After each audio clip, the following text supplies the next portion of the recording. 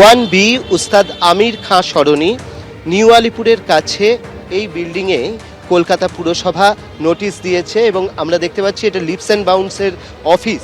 একসময় এখানে ইডি অভিযান চালিয়েছিল এবং ইডি তল্লাশি চালিয়েছিল।